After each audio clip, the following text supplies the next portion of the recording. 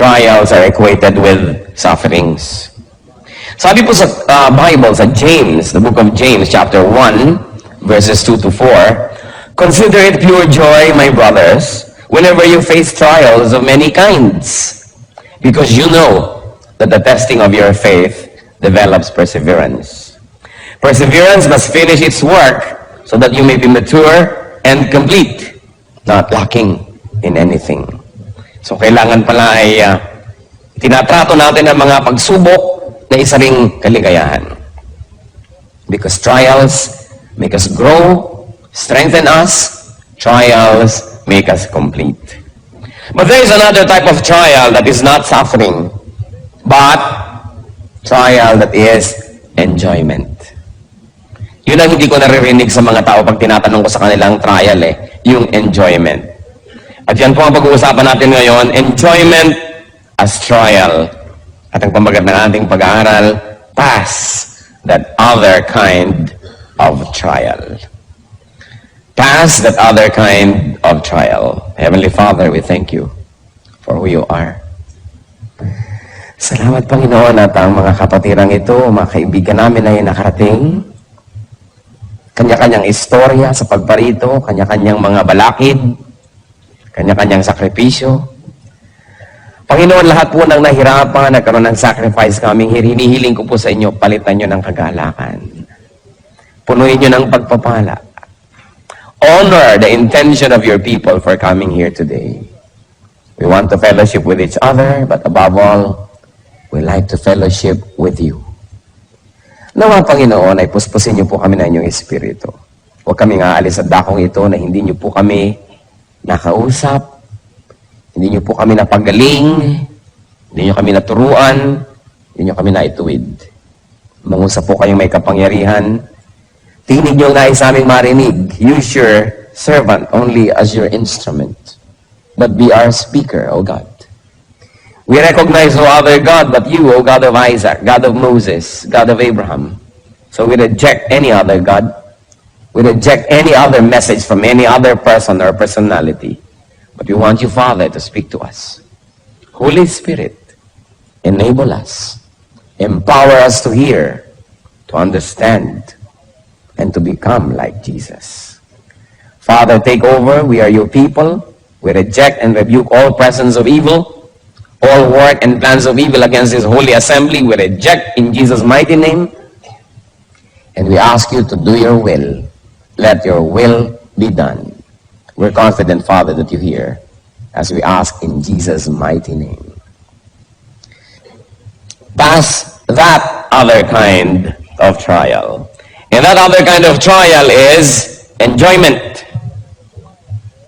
I'm going to talk about 8 enjoyments, 8 nice things, 8 roses that can become thorns, 8 blessings that can become curses, 8 enjoyments that can become trials. One of that, a trial that we should pass, is a trial of beauty and good looks. Tingnan ninyo yung katabi nyo. Siya kaya ang pinag-uusapan natin. Beauty and good looks. Tulad na lamang ni Joseph. Si Joseph the dreamer. Sabi sa Biblia, ay siya magandang lalaki. Sumapit suloy siya sa gulo. Pinagtangkaan siya at pinagnasaan ng babae niyang amo, asawa ng kanyang tunay na amo na si Potiphar. Genesis 39 verse 6 up to 7. Now Joseph was well built and handsome. And after a while, his master's wife took notice of Joseph and said, "Come to bed with me." At syempre dahil si Joseph po ay makadiyos, siya'y disente, may paggalang sa kanyang among lalaki, di niya kailanman pinagbigyan ang mga panunukso ng babaeng ito. At ang babae ito naman cannot take rejection well. So what did she do? One day, she cried rape. Nung di siya pansinin, isinumbong niya at pinagbintangan niya na balak daw siyang gahasain ni Joseph. Because of that, Joseph went to jail. And another story deserves another telling. But the point is, kung ito ba naman si Joseph ay hindi may itsura, hindi sana napagnasaan. Kung minsan po, blessing, yung hindi ka masyadong maganda. Hindi ka nare-rape. Blessing yung hindi ka masyadong magandang lalaki. Walang masyadong nang aakit sa'yo. Malaki pong pagsubok na maging maganda.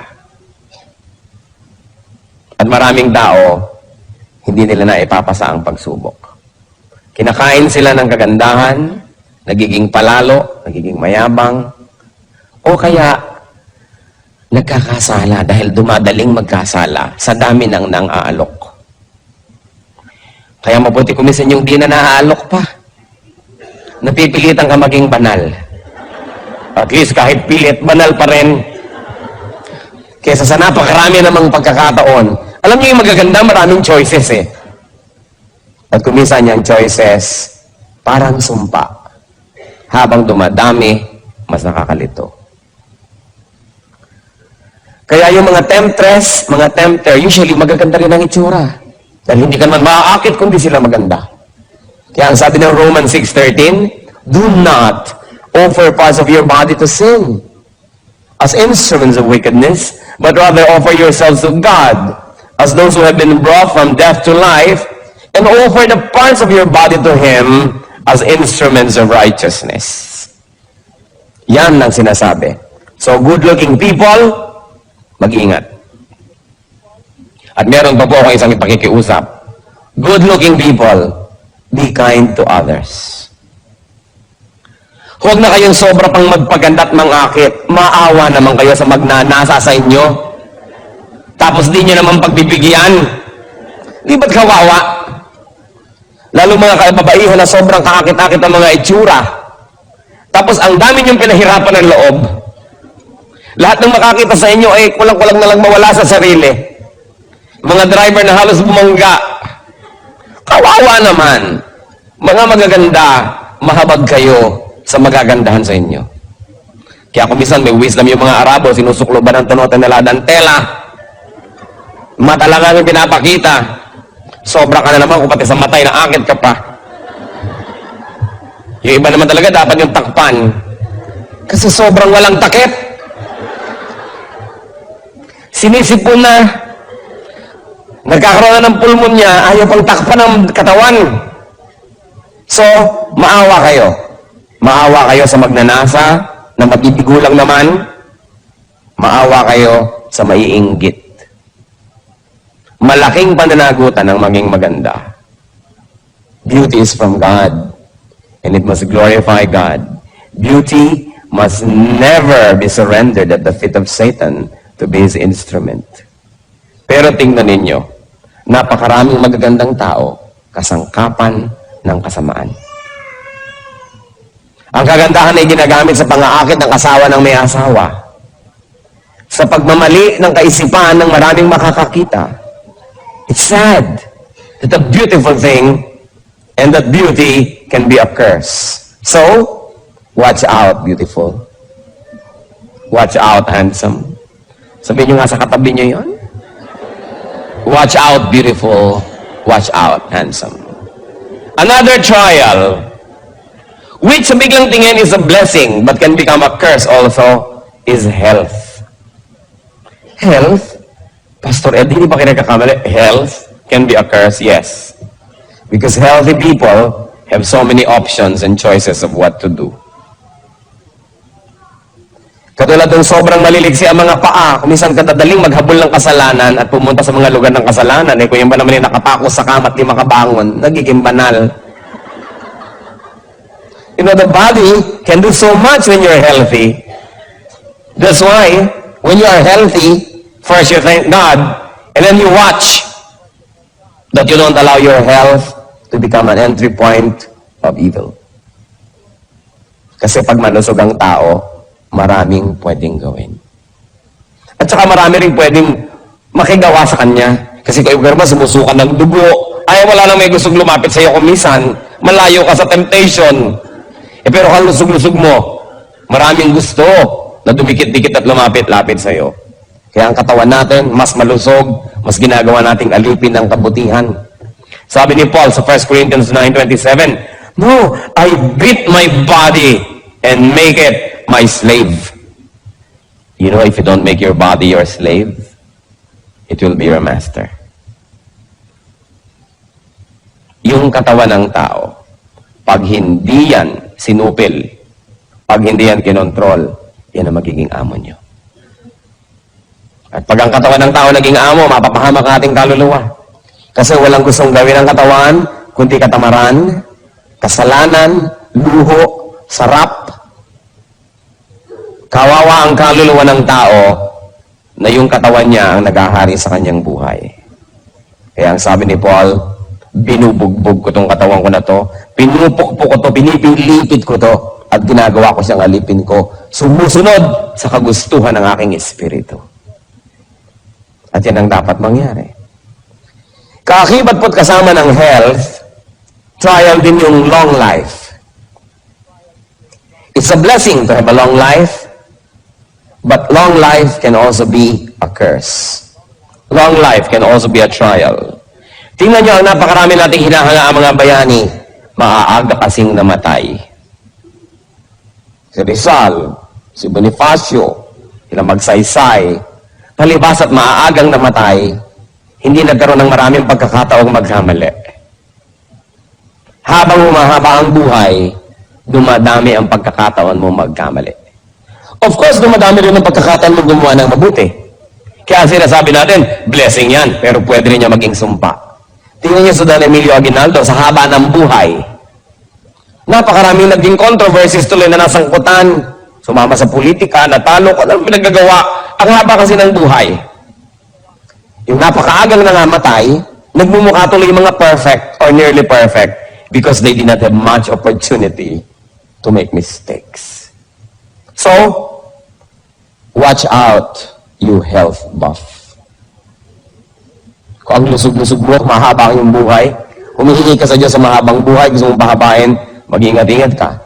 Sapagkat bawat buhay at bawat araw na ipinahiram ng Panginoon ay gustong agawin din ni Satan. Eh kung si Hitler namatay nung 11 anyos, hindi bang iba sana ang history ng mundo? Eh humaba. Eh kung naging 90 siya, can you imagine kung anong pwede mangyari? Ang buhay, trial yan. At kasama din ang health, isang trial, hindi lang yung long life, kundi youth. Yung pagiging bata, yung kabataan, isang malaking trial. Why? Because in the time of youth, people make the foundation for their whole lives.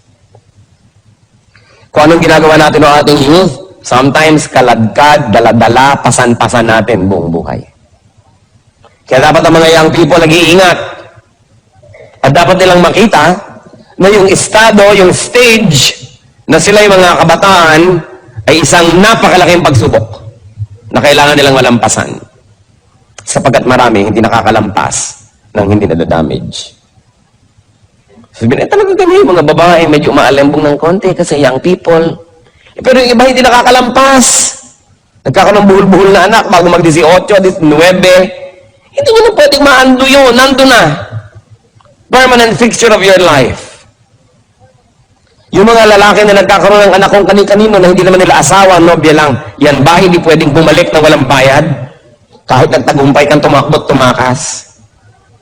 Yung mga nag-drugs ang nag-drugs, natunaw ng natunaw yung brain cells, maibabalik ba yun? Hindi. Kaya nakikita nyo kasi mga nagdadrugs sa katunganga, humal-humal, dahil na-damage. Many people say, mga teenagers, only a passing stage, hayaan nyo na, ang higpit nyo naman, lalampas din yan dyan. Marami pong hindi nakakalampas. Makalampas man ay damaged. At yung iba na, makakamatayan pa, hindi na tumanda dahil sa sobrang mga adventure ng kanilang pagiging bata. So, to have long life, and to have youth, or to be young, these are also trials. Kaya sabi ng pinakamatalinong tao naglakad sa balat ng lupa, si Solomon, sabi niya sa Ecclesiastes 11, verse 9, Be happy, young man, while you are young, and let your heart give you joy in the days of your youth. Follow the ways of your heart, and whatever your eyes see. But, know that for all these things, God will bring you to judgment. Sige, sundin mong gusto mo, gawin mong gusto mo. Total lang lusog-lusog mo, wala ka pang mga sakit sa bato, wala ka pang gallstone, wala ka pang mga renal stone, wala ka pang kung ano-anong stones, wala ka pang rheuma, wala ka pang mga kung ano-anong sakit ng tuhod at kasukasuan. Kaya akala mo, yung iyo ang buhay, sige, yun mo. Kaya lang, sabi niya ganun, kung mo kakalimutan, may araw ng pagtutuos. Babayaran ang dapat bayaran, pananagutan ang dapat panagutan. Kaya yung mga iba kabata-bata pa lang, 40, 50, nanginginig-ginig na. Paano na young person? Walang ginawa ko din pagkatapos ng basketball, palgigo. Ayaw maniwala sa pasma. Pag nanginginig na, ay totoo pala. Sabi kasi ng doktor, walang pasma. Alam nyo, marami pang hindi alam ang medisina.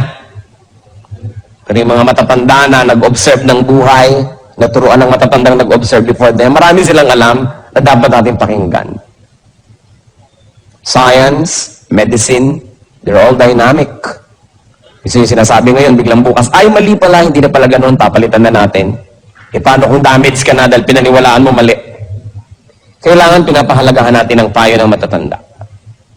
Sapagkat sila itong mahaba ang karanasan. There's nothing like experience. Kaya mga kabataan, dapat makikinig. Watch out, young ones. Kasi, trial ang stage na yan na kayo mga bata. May isa pang trial na sa biglang tingin blessing. Work, business, livelihood. Itong mga bagay po na ito, trabaho, negosyo, hanap buhay, isang malaking pagsubok. Marami mga tao, pag walang trabaho, lagi nasa church. Ang banal, dasal lang dasal. Pastor, pag-pray nyo naman po magkatrabaho ako. Nung nagkaroon, di mo na makita anino. Nalayo dahil natupad ang mga iniiniti. Sobrang naging busy. Nawala. So sila, malapit lang sa church, naglilingkod lang sa Diyos, habang walang ibang magawa. Pero oras nagkaroon na, wala na sila. Nagiging sumpa ang dapat sana ay pagpapala na trabaho o negosyo. Sa Biblia po, ang Panginoong Diyos ay nirepresent ng isang hari sa isang istorya. Naghain siya ng napakaraming pagkain, ipinatawag ang mga tao. Of course, this is parallel to salvation. Gusto ni Lord pa-save ang mga tao, papakainin niya ng food for the soul and for the spirit. Pero ang daming tumanggi. Matthew 22, verses 2 to 5, actually verse 2, and you can go on reading on your own up to 5. Sabi, but they paid no attention and went off. One to his field, another to his business. Hindi nila pinakinggan ang imbitasyon. Busy kasi sila eh. It's a blessing to be busy. But it can also be a curse. Especially when you are too busy for God and for God's work. So watch out, you workhorse. Yung sobra kayo magtrabaho, wala nang lugar ang Diyos, sarili na lang, income, hanap buhay, climbing up the corporate ladder, this dog-eat-dog thing, watch out. There's another area of trial, and that is wealth. Ang kayamanan, napakalaking pagsubok. Malaking pagsubok ang maging mahirap. Pero napakalaki rin pagsubok ang maging mayaman. At kung sa akin ay papipiliin, mas mahirap dalhin ang pagsubok ng pagiging mayaman kaysa ng pagiging mahirap. Because it's terrible when you can afford your vices. It's terrible when you can afford to follow your appetites. It's terrible when you can afford to finance bad taste.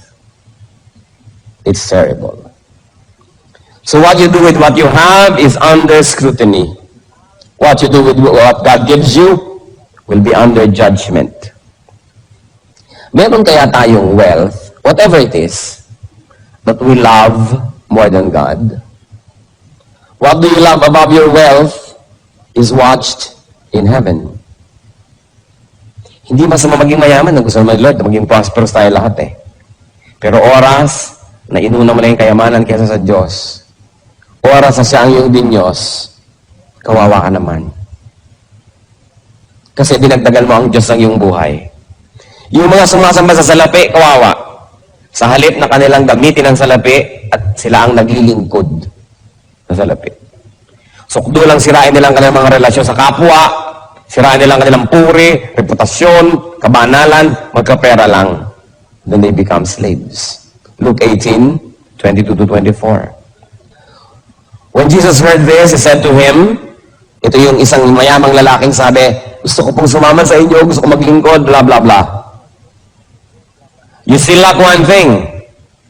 Sell everything you have and give to the poor, and you will have treasure in heaven. Then come, follow me. Kasi gustong sumunod sa kanya nitong mayamang lalaking ito eh. When he heard this, he became very sad because he was a man of great wealth. Jesus looked at him and said, how hard it is for the rich to enter the kingdom of God.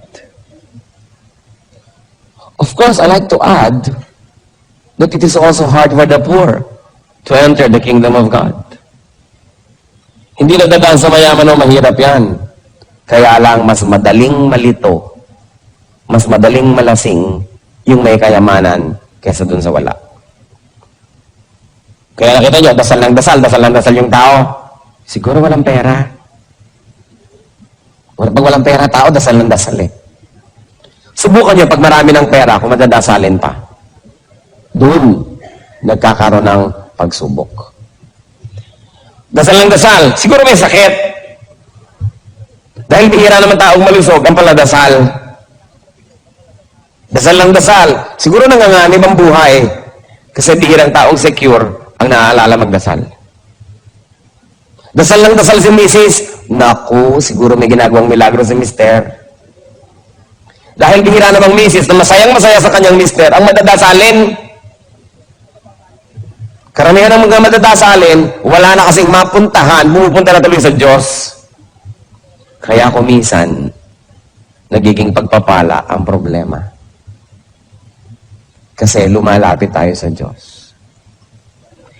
Pero imagine niyo kung gaano kalaking pagpapala yung malusog ka, masaya ka, kontento ka, masagana ang iyong buhay. Tapos madadasalin ka pa rin, malapit ka pa rin sa Diyos. Bakit ka ngayon mawawala ng magagandang bagay na yun? Bakit kapag lalaruan ng tadhana, samantalang malapit ka sa Diyos? Even like you're under trial like Job, na ibinalik naman lahat ng Diyos, dinoble pa. Kaya alam nyo, yung magkaroon ng maraming pera, napakalaking pagsubok.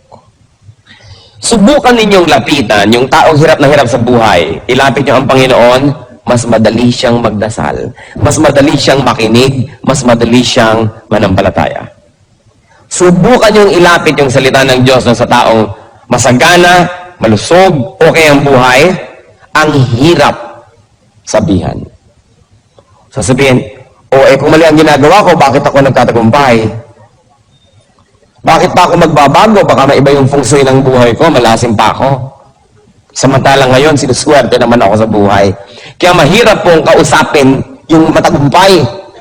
Liban na lang kung yung matagumpay na yon, ang kanyang puso nasa tamang lugar, kinikilala niya na ang lahat ng tagumpay niya, bigay lang ng Diyos, hindi dahil magaling siya, hindi dahil deserve niya, then dumadaling kausap. Yung maging masagana sa buhay, malaking pagsubok yan. Blessing yan. Pero pag hindi natin nahawakan ng tama, nagiging parang sumpa. Wealth also brings so much worry. Sa bagay, nakaka-worry rin naman yung poverty. Pero yung poverty naman, wala ka masyadong choice. Sumisimple. Pag marami kang pera, kaya mong limang kerida, ibahay lahat, dumadali. Dumadali ang pagbili ng mga bisyo. Dumadali. Lumalakas ang loob maghiwa-hiwalay yung mga tao kasi kaya naman nila maghiwa-hiwalay eh.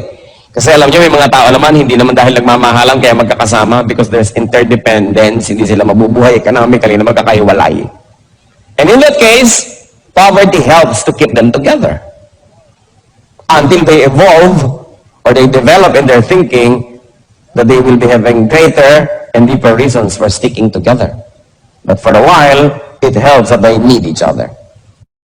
Kaya nga po, malalaman mo lang ang taong tunay na magalang, tunay na polite, pagka mayaman, pagka merong kaya sa buhay. Kasi yung mahirap, wala namang choice yung kundi maging magalang eh. May choice ba? Empleyado ka, good morning po. Diba? Dadaan ka sa mga nag-uusap, yukong-yuko ka. Ang galang-galang mo. Ayaw mong tawagan siya ng oras ng siesta. Ang galang mo, kasi baka nasa ilalim ka ng kapangyarihan niya. Pero oras na ikaw na yung makapangyarihan. Oras na ikaw na yung may pera. At magalang ka pa. At hindi mo na kailangan ng tulong nila, pero magalang ka pa. Yun lang nagkakatalong nalalaman, magalang nga siya. Because many people are forced by circumstance to be nice. But when you don't need people, when you are independent economically, in fact, when they are dependent on you and you're still nice, then that's your true character. Kaya po yung magkapera, magkaroon ng kapangyarihan, napakalaking pagsubok at konti lang ang pumapasa. Kasi kadalasan, pag mataas na yung ranggo mo, wala nang sisita sa'yo, kawala na ng pinagkagagawa mo. Kasi wala nang sisita sa'yo. Kaya marapat ibalik ka ulit sa mababang ranggo para ka tuminok. It is a great trial to have power. It's a great trial to have wealth. Because you can do what you want. And when you're able to do what you want without having to submit to anybody, that's when your true character shows. Mahalaga. Isip-isipin natin. So watch out. Let's see. Tingnan nyo nga katabi nyo kung mukhang mayaman. Baka nagpapanggap lang siya para wag niyong dukutan. Pero mayaman pala. Yung mariwasa ka sa buhay, may kaya ka, trial yan. Then, another trial is knowledge. Knowing is a burden. Knowing more is a heavier burden. Kaya sabi ni Solomon, sa Ecclesiastes 1:13-14, I devoted myself to study and to explore by wisdom all that is done under heaven. What a heavy burden God has laid on men. I have seen all things that are done under the sun. All of them are meaningless, a chasing after the wind. And in other parts of Ecclesiastes, Solomon says, the more you know, the lonelier you get. Mas dumadami ang alam, mas lumulungkot ang buhay. Subukan nyo na malaman ang lahat ng sinasabi ng kapwa nyo tungkol sa inyo behind your back. Lulungkot kayo. Mabuti pang di mo na alam. Subukan nyo malaman ng maraming bagay na mabawasan ng kaligayahan. So the more knowledge, the more trials. Kaya mga rumurunong ng konti, nakapag-biology 4 lang, ipinagpipilitan ng galing tayo sa unggoy, yan ang napala sa pagiging marunong. Little knowledge can be dangerous. That's why atheist scientists, atheist philosophers are in danger. What we know is little. What we do not know is immense. O yung taong hindi tiyak, therefore akala niya hindi niya alam. Ang nanganganib, yung mga taong nagdudunong-dunungan. Yung mga natututo, nalalagay sa panganib, napapahamak, kung ang karunungan na ito, hindi na isusuko sa Panginoon. Kita ninyo dahil sa karunungan ng tao, akala na nag-i-improve tayo, wow, pagaling ng pagaling ang tao, pagaling ng pagaling ang mga armas na nagagawa. Mabuti pa nung araw, pakpukan lang ng bato, buhusan ng kumukulong tubig ang mga giyera. Kapaltos-paltosak ka lang. Ngayon, napaka-high-tech ng giyera, ang daming namamatay agad. Dahil sa runong. Knowledge can be a curse. So watch out, nerd. Mukha bang marunong ang katabi nyo? Tingnan nyo nga, mukha bang marunong? Sabi sa mukhang marunong ito. Ano yung basis natin dyan? Another trial, of course, is zest. Sigla. Love for life. Love for your vocation. Sigla. Yung meron tayong passion. Actually, maganda yan. Pero trial yan. Dahil kung saan ninyo yan i-dedicate, doon kayo mapupunta. Sabi sa Matthew 10:39, whoever finds his life will lose it. But whoever loses his life for my sake will find it. So para saan yung zest ninyo ba? In finding God or in finding other things? What causes do you pursue? What causes do you live for? Make sure the things you live for are worth dying for. And the things you die for are worth living for. Kaya dapat pag-ingat-ingatan natin yung sigla kasi kumisan kung saan-saan napupunta. Ito po, na trial sa buhay, good relations. Yung meron kayong mga mapagmahal at minamahal na mga magulang, mga anak, mga asawa, kaibigan, etc., etc. Akala natin ito is lagi na lang good sa atin. They can be trials. Our loves, our affections, our involvements. Pag iniisip ko itong si Abraham, bakit matapos na manalangin ng kay haba-habang panahon na magkaanak, nung nagkaanak, sabi ni Lord, paki-offer mo nga sa akin yung si Isaac. Is it possible na dahil sa pananabik niya na magkaroon ng anak, ay na makita na yung anak niya sa kanya at sa Diyos? Possible kaya? Kaya gusto ni Lord ma-prove ni Abraham, kay Abraham mismo, sasabihin niya na number 1 pa rin ng Diyos, kaya sinabi, i-offer mo.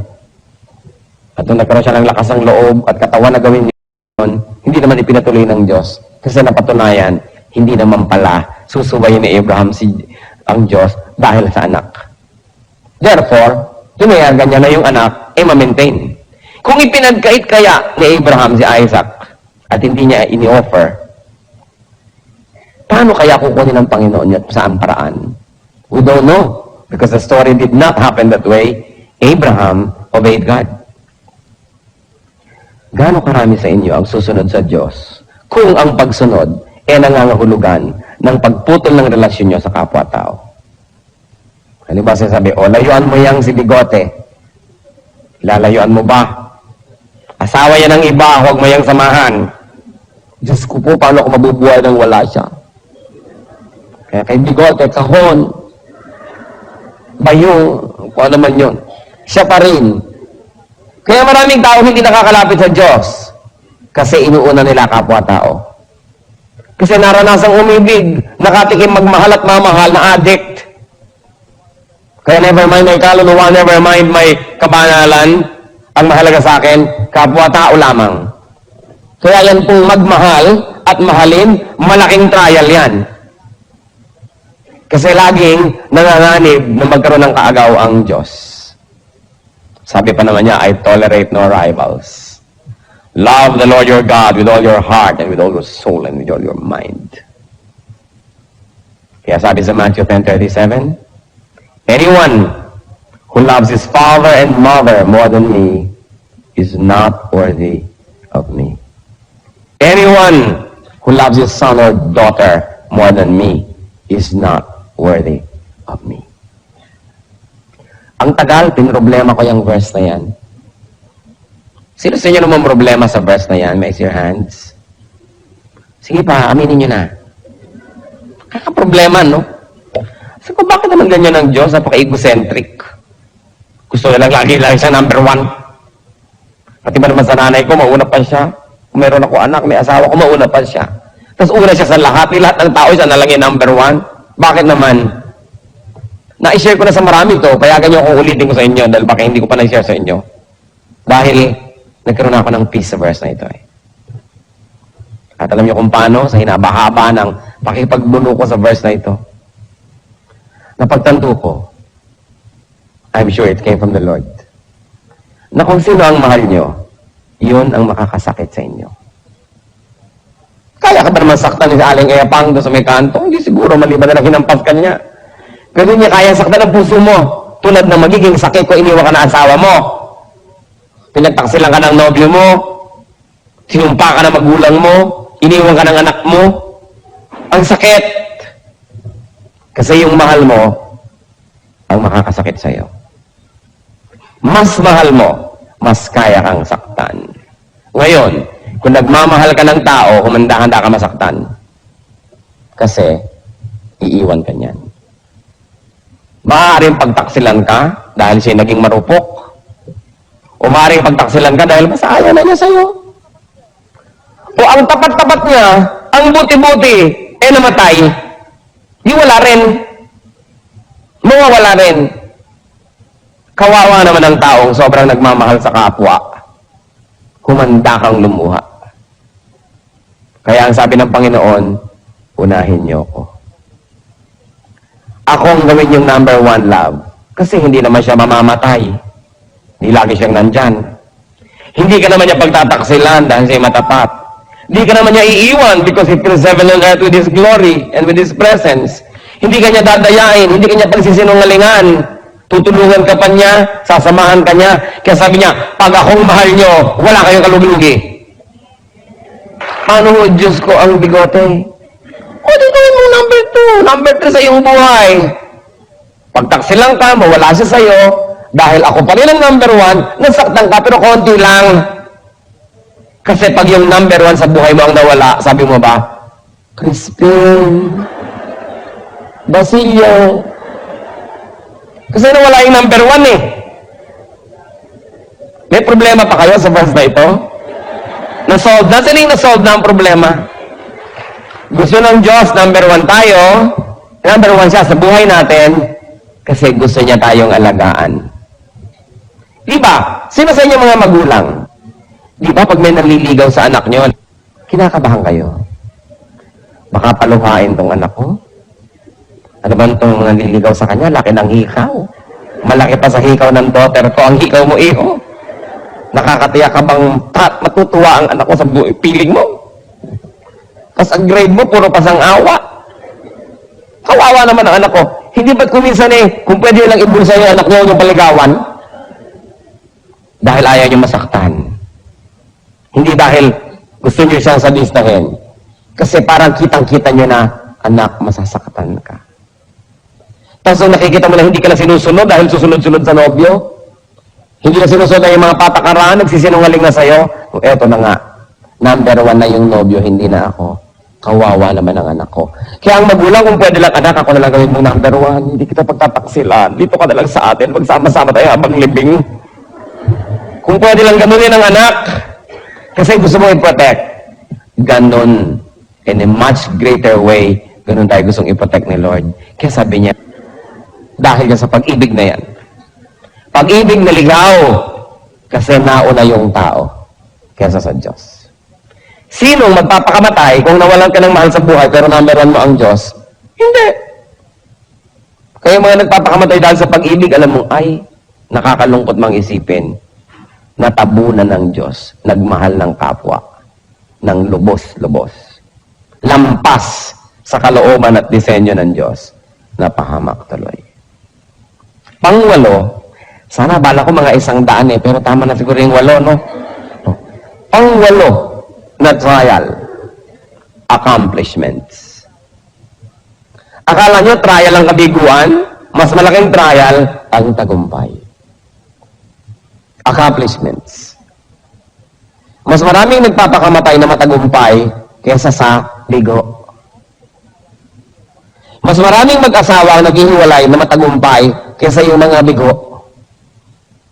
Kasi kung minsan, ang wattage mo 10, hindi mo kaya ang 50 volts.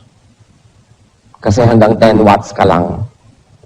Tapos dumating yung 3,000 volts, pundi ka. Kaya maraming tao pag nagtatagumpay na pupundi. Dahil malaking trial yung accomplishment.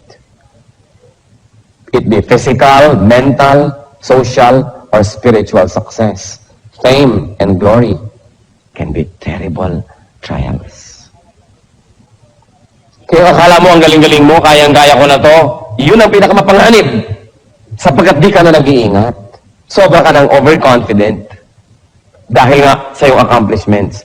Kaya sabi sa 1 Corinthians 10:12, so, if you think you are standing firm, be careful that you don't fall.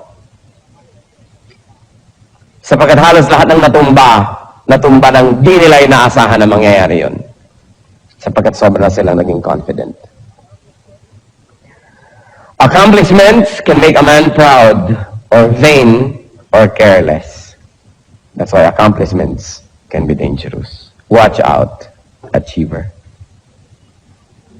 Kailangan tayong mag-ingat na lahat. So look at everything from both sides. Trials can be blessings. Blessings can be trials. Do not watch out only for the conventional trials, but consider that other kind of trial. nice things, beautiful things. Kung hindi kayo masisira ni Satan sa pangit, sisirain kayo sa maganda. Kung hindi niya kayo masisira sa kabiguan, susubukan niya kayong sirain sa tagumpay. Kung hindi niyo kayo masira sa pagiging mag-isa, sisirain niyo kayo sa pagkakaroon ng kasama. Kung hindi niya kayo masira sa pagiging mababa, susubukan niya kayong sirain sa pagiging mataas. Anong sabi sa Bible? Be sober, be watchful. The devil is like a roaring lion seeking someone to devour. So what can I say to you, brothers and sisters, friends? Pass that other kind of trial. Let's bow before the Lord. At nais ko mag-isip-isip kayo, alin ba sa mga binanggit natin ang nagiging instrumento ngayon ni Satan para kayo subukan? Para kayo ligligin, guluhin. Hindi aksidenteng narito kayo ngayon. Sinadya ng Panginoon. Nahawanin ang daan na magkasama-sama tayo sapagkat may nais siyang ipaalala. Huwag nating isipin na para sa ibang mensahe. Para ito sa bawat isa. Pass that trial. Panginoon, salamat sa pagpapaalala ninyo. Salamat, napakabuti niyo sa amin. Gumagawa kayo ng mga iba't ibang paraan para kami kausapin. Salamat, Lord, binibigyan niyo kami ng pansin. Hindi man kami karapat-dapat. Ipakita niyo nga sa amin ang mga bagay na sa biglang tingin ay mabuti, subalit pag di namin binantayan, maaaring maging dahilan ng aming pagkadapa. At maaaring nagiging dahilan na ang ilan. Turuan niyo po kami. Nais kong manalangin para sa ilang tao na nakita niyo ilan, marami, maaaring lahat o isa sa mga binanggit ngayon nagiging trial sa inyo. Nais kong ipanalangin na palakasin kayo ng Panginoon. Nais kong ipanalangin na bigyan kayo ng Panginoon ng matang makita ng malinaw ang mga pandaraya ng sanlibutan. Sino man sa inyo magsasabi, yes, meron sa mga binanggit na nagiging dahilan ngayon para ako'y subukin. Nais kong malampasan, nais kong maging malakas. Hihingi tayo sa Panginoon ng pagpapala. Sino man ang magsasabi niyan, we're going to pray. Who else would like to say, Lord, you made me realize and you made me see the trials that I probably never saw clearly before. But now I like to surrender to you and to announce to you, O Lord, to say to you that I need you. Individually, brothers and sisters, kausapin niyo ang Panginoon. Narito siya. Damang-dama kong narito siya. Kausapin niyo. Humingi kayo ng lakas. Ihingi niyo ng tawad ang mga pagkakamali, pagkakasala sa mga larangang ito. Hindi kalugod-lugod sa Kanya ang ating mga kasalanan. Make this a very beautiful moment of reconciliation with God. Ihingi niyo ng tawad. I cannot do it for you. You've got to do it yourself. Sa ilang saglit, seek God's forgiveness. If you have allowed these things to deceive you, and if you have allowed Satan to succeed in other parts of your life, in silence, pray to the Lord. Salamat, Lord, sa inyo pong pakikinig sa aming mga pagtatapat sa paghingi ng tawad sa inyo. Ayon sa panalangin ng bawat isa na nakatindig sa iyong harapan ngayon, Panginoon, igawad niyo nga po yung mayamang pagpapatawad. Igawad niyo nga yung kabutihan, kabaitan sa amin. Pagkamat wala kaming patago at humihingi ngayon, Panginoon, ginagawa lang namin sapagkat pinangako niyo, pakikinggan niyo kami. Alang-alang sa iyong mga salita at alang-alang sa iyong pag-ibig sa amin. Naglalakas loob kami, Panginoon, na humingi nang hindi naman namin ipinatago. Patawarin niyo po ang bawat isa as everybody has individually sought forgiveness. At ngayon naman, Panginoon, sa pagtayo na yung mga anak, sa pagkilala ng pagkakamali, sa pagkilala ng kahinaan, sa pagkilala ng pananagutan sa inyo. At sa pagkilala sa inyo na tanging makatutulong sa aming lahat. Tanggapin niyo po ang pagtayo na ito bilang pahiwatig, bilang pagsasaad na kami umaasa lang sa inyo. Kayo pong nakakakilala sa bawat isa na ngayon ay tumitindig at kumikilala rin sa inyo. Kayo po ang magpalakas sa aming lahat. Kayong nakaalam ng aming mga kahinaan, puspusin niyo ng inyong presensya at ng inyong kapangyarihan. Nang sa gayon ang aming mga kahinaan ay maging kalakasan namin. Kayong nakaalam ng mga kadiliman ng aming buhay, tapunan niyo ng inyong liwanag ang madidilim na sulok ng aming buhay at kayo'y maghari doon. At kayo, Panginoon, na nakaalam ng mga ginagawa naming di ka nais-nais. Sa inyong pagpapatawad, humihingi naman kami ng kalakasan. At ang mga ito'y matalikuran, maputol sa aming buhay. At nawa, Panginoon, ang lahat ng mga espasyo sa buhay namin na ngayon ay pinagtatanggalan namin ng mga bagay na ito, palitan niyo po ng inyong presensya. Palitan niyo po ng inyong kapayapaan. Palitan niyo ng inyong kalakasan. Manawa, Panginoon, hindi lang kami ang makinabang sa iyong mga salita, kundi bigyan mo rin kami ng malasak